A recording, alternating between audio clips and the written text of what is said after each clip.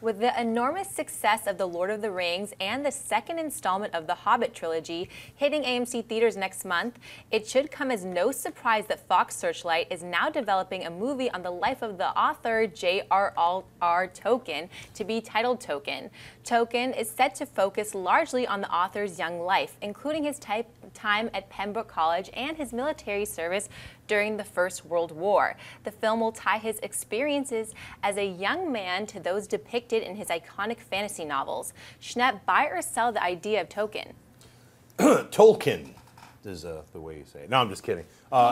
It's a, you know, I think it's better to show the younger version of Tolkien than Tolkien the golden years. You know, just him in a study, like writing the Elvish language. That'd be like, here's the first 2 hours, like him researching.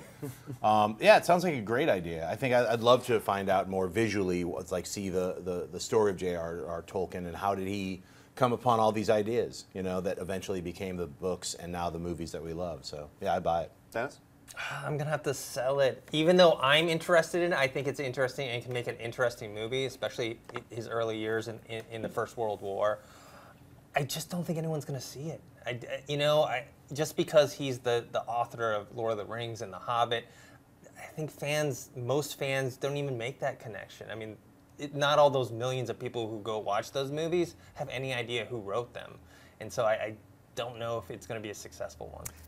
I'm going to buy it, and I'm going to disagree with you. I think this will be a successful film. It's not going to be a $150 million film at the box office, but it won't need to be. This will be a smaller budget film. I mean, this guy's life is fascinating. Okay, take Lord of the Rings out of it for a second, right? He was like a second lieutenant in the First World War. He was enlisted as a code breaker in the Second World War.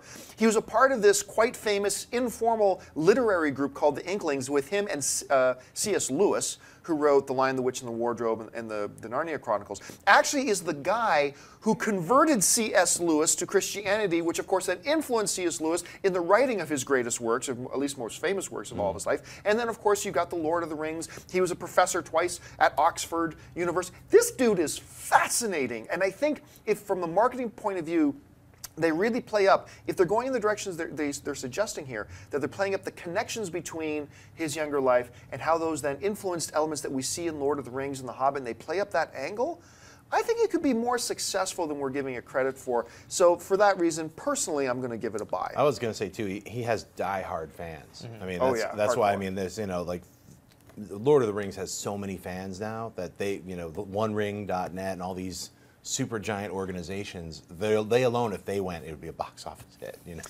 If you like this video, be sure to give it a thumbs up and don't forget to subscribe to AMC Movie News on YouTube. It's free and a great way to stay updated with all the latest movie news and check out our daily show, AMC Movie Talk.